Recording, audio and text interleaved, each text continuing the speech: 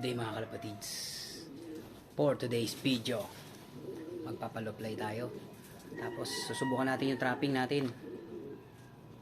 Let's go. Yun. Nagkumahos.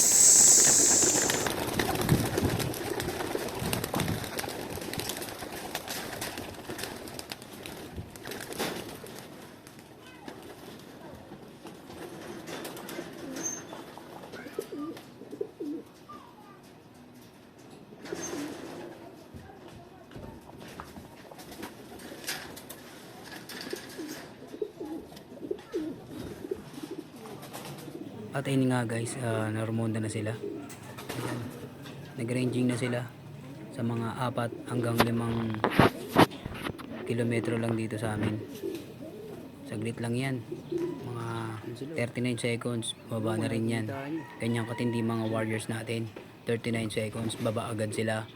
Para silang mga matatandang ibon. Sama-sama na sila nililipat ngayon. Yan.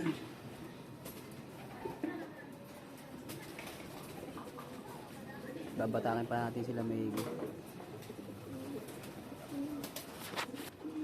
At dito naman tayo sa lot natin. Yan, pwesto na natin yung camera natin. At dito nga pala yung 3 natin, iniwan natin. Yung 2 ay galing kay Kuya Ramil Kasing. Shoutout sa iyo Kuya Ramil. At sa pinsang ko si Jay Andal. Yan, shoutout sa inyo yung 2. Bali late na to medyo yung 3 na to. Trainingin pa natin sila. Ito na nga may isa na bumaba. Baba na. Siya yung bago tsaka pinakabata dyan. Yan, lumipad po isa. Yun. Ito tumukod na. Siya yung kahapon na nasa labas pa eh. Baba na siya. Ito na, may bababa na ulit. Isang babi pa ulit. Yan, mukhang kailangan natin sila tawagin. Mukhang pababa na itong mga to. Subukan na natin yung traffic. Yan, bali baba na nga tayo. Kumuha na tayo ng patukan natin para tawagin na natin sila. Yan, bali unang bababa dyan si 40. Yung pinalalaro natin. Yan. Pagsipol natin sa kanila dyan, yan. Unang bababa yan si 40. Tapos nakuha na natin yung feeds natin dyan. Pagbukas natin ng pinto, pumasok na kaagad siya. Ayan, si 40 yan. May pambato natin ngayon. Ayan, pasok na kaagad siya. Sinundan na siya kaagad ng mga iba nating mga ibon. Nagbabaan na sila. Ayan.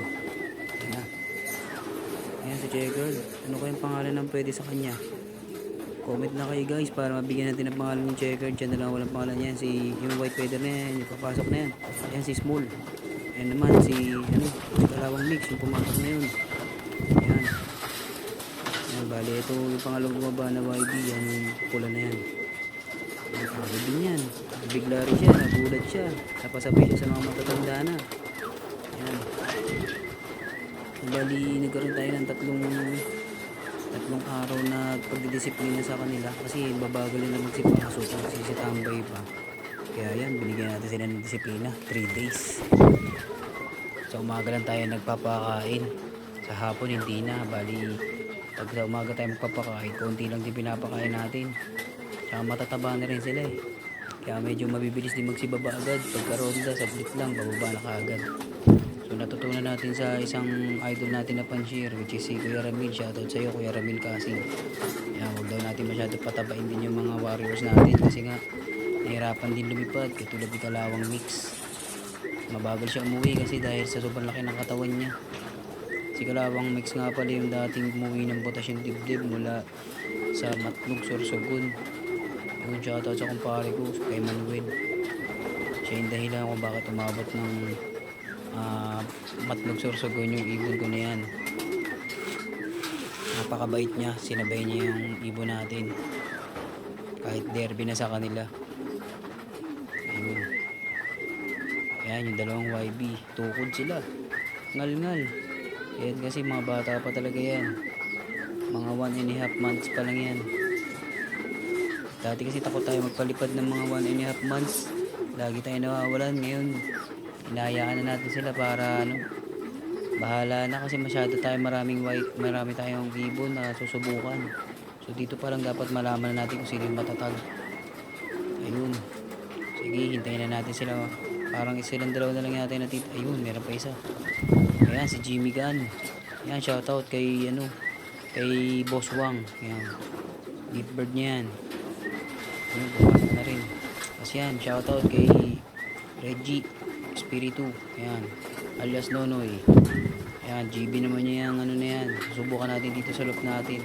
Yung grizzle na yan. Ayan, bali tinula ko pa yung papasok.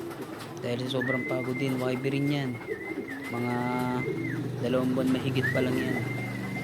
Yung kasabayan daw niyan sa kanila matatag na Ramonda. Pero siya dito kasi na renewing ko pa yan ng 2 to 3 weeks bago ko siya pinakawalan dyan. Naggawa ng equal yan, ginamot pa natin. Pero matindi talaga yan. Sana bumira siya sa south. O pwede natin siya ilaro sa CSW. Sasampa natin siya sa CSW para masubukan. Sasabay natin siya dun. Ayun. So yung isang ibon natin, tulala. Ayun. Tulala siya. May 1 equal pa yan. Papatakin natin siya sa R1. Ayan. Ayan. Bali maya-mayang konti papanig na ako dyan. Ayan na. Tinutulak ko na siya. Ayan. Pumasok ko naman. Sali naman siya sa stick. Inakay natin. So yun na nga. Nabigla na naman Mga yan. kalapatids. Pasok na. Natulala yung ibon natin. Noy, pasok na Noy. Noy, pasok. Very good. Ito, nabigla yung inakay natin. Natulala. Ayan oh. Natulala siya oh. Oh. Natulala. Hindi niya na alam. Napagod eh. Napasabay sa mga OB natin. Ayun, so masaya naman tayo sa trapping natin kahit pa paano. Mas gumanda-ganda na kasi dati na talagang tinatambayan tayo. So effective yung 3 days natin na pagdidisiplina sa kanila. Sa umaga lang tayo nagpapakain, tapos talagang kontrolado yung pagkain. Para pagdating ng hapon, gutom pa sila. So yun. Very good. Hanggang dito na lang to. And God bless sa inyo lahat. Maraming salamat sa mga sumusuporta. God bless. Ingat.